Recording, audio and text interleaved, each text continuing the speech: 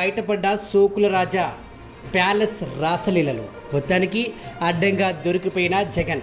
ఇక జగన్ జల్సా మహల్ ఇదిగో మొత్తానికి ఆయన గుట్టు రట్టు చేశారు.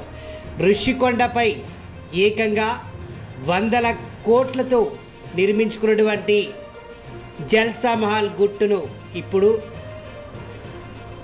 చంద్రబాబు ప్రభుత్వం బయటపెట్టింది. పర్యావరణానికి గండి కొట్టి, నిబంధనలకు మాస్క్ కొట్టి, కోర్టును ఏమర్చి నిర్మాణం సాగిస్తూ సమయంలోనే ఈ ప్యాలెస్లో ఆయన రాసలీలలు, ఆయన సోకుల నృత్యాలు అన్నీ కూడా ఒక్కొక్కటి బయటకు వస్తున్నాయి. ఇక నిబంధనలకు మాస్క్ కొట్టించినటువంటి జగన్ ప్యాలెస్లోని ఆయన హంగులను జనం సొమ్ములతో జల్సా ప్యాలెస్ పేరిట ఇక 2023 సంచికలో ఈ యొక్క ప్రభుత్వం కూడా ప్రచురించింది. ఇక నిర్మాణం పూర్తయిన ఈ ప్యాలెస్లోకి ఆదివారం అడుగుపెట్టిన టీడీపీకి సంబంధించిన గంట విస్తుపోయేలా అత్యంత ఖరీదైన గృహాలంకరణ వస్తువులు, తలుక్కుమనే ఫ్లోరింగ్ నిర్మాణాలు సర్వత్రా పరుచుకొని అన్నీ ఒక్కసారిగా బయటికి లాగాడు. ఇక జగన్ వాడుకోవడానికి బిగించిన టాయిలెట్ కమెడో ధర కేవలం 13.5 లక్షలు. జగన్ ఆయన కుటుంబ సభ్యులు మాత్రమే వాడుకునేందుకు వీలుగా ఇలాంటివి 3 బిగించారట. ఒక్కో దాని ధర 13.5 లక్షలు కాగా మిగతా బాత్రూంలో బిగించిన కమెడోల ధర ఒక్కొక్కటి జస్ట్ 6 లక్షలు. ఇక ఆయన ఎంజాయ్ చేసుకోవడానికి విస్తృతంగా కొన్ని విశాలమైన ఖరీదైనటువంటి మొత్తం 30 కోట్లతో బెడ్రూమ్లు కూడా నిర్మించి ఆయన రాజులాగా ఇక ఏకంగా రాణిలతోటి ఎంజాయ్ చేయడానికి మరి కట్టుకున్నాడా ఏంటనేది మాత్రం తెలియదు. మొత్తానికి దీంట్లో ఆయన రాసలీలలు కూడా బయటపడ్డాయి. రాజసౌధంలో ఏ గోడకు ఏ చిత్రం అతికించాలి, ఏ మూలాన ఏ కళాఖండం పెట్టాలనే ఇంటీరియర్స్ను ప్రత్యేకంగా డిజైన్ చేశారు. వీటి కోసం 19.5 కోట్లు ఖర్చు చేశారు. ఇదంతా జనాల సొమ్మే. రాష్ట్రంలో ఎక్కడ ఏ పరిశ్రమ పెట్టాలని 5 ఏళ్లలో ఒక్కసారి కూడా ఆలోచించని జగన్ తన రాజసౌధానికి మాత్రం ఏ హంగును తగ్గకుండా చూసుకున్నారు. ఋషికొండ ప్యాలెస్లో ఎటు చూసినా దగదగాలే. వీటన్నిటినీ తలదన్నేలా సీలింగ్ మిలమిలా మెరిసిపోతుంది. సీలింగ్ మొత్తం ఖరీదైన షాండిలియర్లతో నిండిపోయింది. జగన్ నివాసం ఉండాలనుకున్న బ్లాక్ మొత్తం 7 షాండిలియర్లు ఉన్నాయి. ఒక్కో దాని ధర 15 లక్షలు. ఇంకా భవనం మొత్తం వాడిన లైట్ల ఖర్చు వేరే లెవెల్లో ఉంది. మొత్తానికి జగన్ వాడుకోవడానికి బిగించిన టాయిలెట్ల ధరలైతే నిజంగా విస్తుపోతున్నాయని చెప్పాలి. ఇక మొత్తానికి నీటి సరఫరా, కరెంట్, సివరేజ్ సౌకర్యాల కోసం ఇప్పటి వరకు చేసిన ఖర్చు 28 కోట్లు. ఇదంతా ప్రభుత్వ ఖాతాలోనే. ఇక పనిచేసింది కూడా ప్రభుత్వ ఉద్యోగులే. కూలీలు కూడా ప్రభుత్వ ఖజానా నుంచి చెల్లింపులు జరిగాయి. ఋషికొండ ప్యాలెస్లో ఎటు చూసినా దగదగాలే. మొత్తం ఇటు బంగారు గదులు కూడా నిర్మించుకున్నాడట. ఏది ఏమైనప్పటికీ కూడా జగన్ ప్రజల సొమ్ముతో నిర్మించుకున్న జల్సా ప్యాలెస్లలో సోఫాలు, బల్లాలు, కుర్చీలు, టేబుళ్ళు అంటే ఫర్నిచర్ కోసం ఖర్చు అక్షరాల 14 కోట్లు. ఎన్నికల్లో ఓడిపోయాక అక్కా చెల్లెమ్మలకు, అవ్వాతాతలకు డబ్బులు పంచిన వారంతా ఓటేలేదంటూ వాపోయిన జగన్ జనాల జేబుల నుంచి లాక్కుని చేసిన ఈ జల్సా ఖర్చుల గురించి జనాలకు తెలియదనుకున్నారేమో. ఇక ఒక్కో ఫ్యాన్ 3 లక్షలట. భవనం అంతా సెంట్రలైజ్డ్ ఏసీ, కానీ సీలింగ్ మొత్తం ఎక్కడ చూసినా ఫ్యాన్లే. ఏసీలతో పక్కనే కూడా అద్భుతమైన ఫ్యాన్లను దర్శనమిస్తున్నాయి. ఒక్కో ఫ్యాన్ ధర తెలిస్తే కళ్ళు బాయిర్లు కొమ్ముతాయి. ఒక్కో ఫ్యాన్ ధరతో పేద కుటుంబం ఏడాదంతా బ్రతుకుతుంది. తన జల్సా ప్యాలెస్ కూడా జగన్ 3 లక్షలు పెట్టి ఒక్కో ఫ్యాన్ కొన్నారు. ఇలాంటి ఫ్యాన్లు మొత్తం 10ల సంఖ్యలో ఉన్నాయి. ఇక ఈ ఏడాది ఫిబ్రవరిలో నాటి పర్యాటక శాఖ మంత్రి రోజా ఋషికొండపై భవనాన్ని ప్రారంభించి అనేక వాస్తవాలను మాట్లాడారు. ఇది పర్యాటకుల కోసమే నిర్మించామని అబద్ధం ఆడేశారు.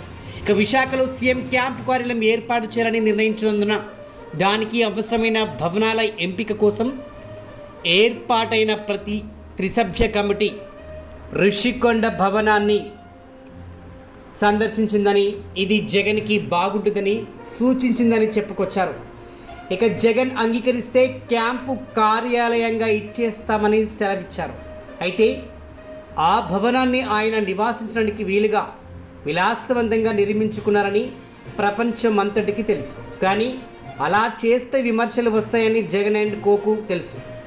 అందువల్లే కమిటీ చెప్పిందని వంకలు చూపి అందులో ప్రవేశించాలని ప్రయత్నించారు. అయితే దేవుడు స్క్రిప్ట్ వేరేలా రాశారని విశాఖ ప్రజలు చెలోక్తులు విసురుతున్నారు.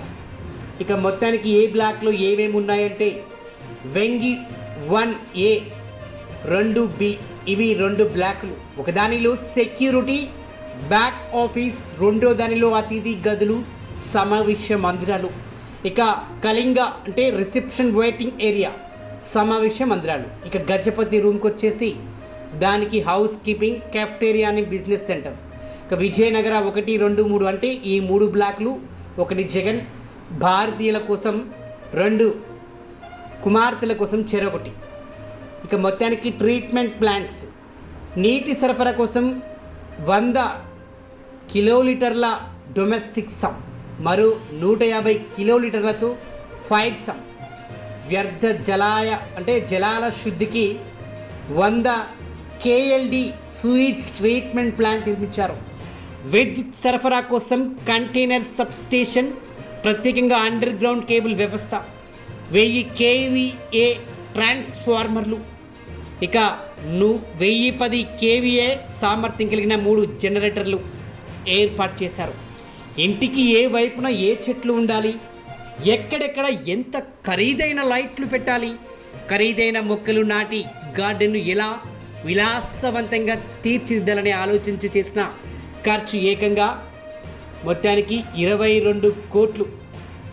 ఇక ఆంధ్ర రాష్ట్ర ప్రజల్ని మోసం చేస్తూ కేవలం 5 ఏళ్లలోనే తాడేపల్లి నుంచి ఋషికొండ ప్యాలెస్ దాకా కేవలం ఇన్ని వేల కోట్లు జనాలని మోసం చేసి సంపాదించినంటే ఇంకా 5 ఏళ్ళు జగన్ చేతులు పెడితే రాష్ట్రం పరిస్థితి ఏంటి, రాష్ట్ర ప్రజల పరిస్థితి ఏంటి? ఇక ఏకంగా రాష్ట్రాన్నే అమ్మేసేవాడేమో. ఇప్పుడు జగన్ గుట్టు రట్టవడంతో జగన్ ఏం తెలియని పరిస్థితుల్లో పడ్డాడు. మొత్తానికి వైఎస్ఆర్సీపీ చేసినటువంటి అన్యాయాలు, అక్రమాలు అన్నీ కూడా ఒక్కొక్కటి బయటికి తీస్తున్నారు. ఇప్పటికీ చాలామంది ఎమ్మెల్యేలు, మాజీ మంత్రులు అందరూ కూడా టార్గెట్ అయ్యారు. ఇక నిన్నటికి నిన్న రోజా చేసినటువంటి 100 కోట్ల స్కామ్ కూడా బయటకు వచ్చింది. ఏకంగా దాంతోపాటు శాప్ మాజీ చైర్మన్ బైరెడ్డి సిద్ధార్థ రెడ్డి కూడా ఈ కుంభకోణంలో ఒక వ్యక్తిగా మారాడు. మొత్తానికి ఇద్దరు కలిసి అటు 100 కోట్లకు పైగానే స్కామ్ చేశారు. ఇప్పుడు జగన్ అంతకు మించినట్టు, ఎంతైనా సీఎం కదా, మరి ఆ ఫిగర్ పెద్దగానే ఉంటుంది. మొత్తానికి ఈ రాజకోట రహస్యాలన్నీ గుట్టు రట్టి చేశారు. 1 కాదు 2 కాదు, ఇప్పటికే 1000 కోట్లు. ఇక అఫీషియల్గా అన్అఫీషియల్గా మొత్తానికి ఇంకా ఎన్ని వేల కోట్లు, లక్షల కోట్లు బయటకు వస్తాయన్నది మాత్రం తెలియాల్సి ఉంది. మొత్తానికి ఇందులో ఆయన రాసలీలల రాజసం లాగా కట్టుకున్నటువంటి భవనంలో ఆయన గదులు, నిజంగా ఆయన ఎంజాయ్ చేయడానికి బంగారు గదులు, నిజానికి అన్ని హంగులు ఆర్బాటలతో కట్టుకున్నాడు జగన్. మొత్తానికి దేవుడు అనేటోడు ఉంటాడు కదా, వెంటనే ఆ ప్లేట్ అనేది తిప్పేశాడేమో, మొత్తం అడ్డంగా దొరికిపోయాడు జగన్. ఇక ఇప్పుడు జగన్ జైలుకి వెళ్ళడం ఖాయంగానే కనిపిస్తుంది.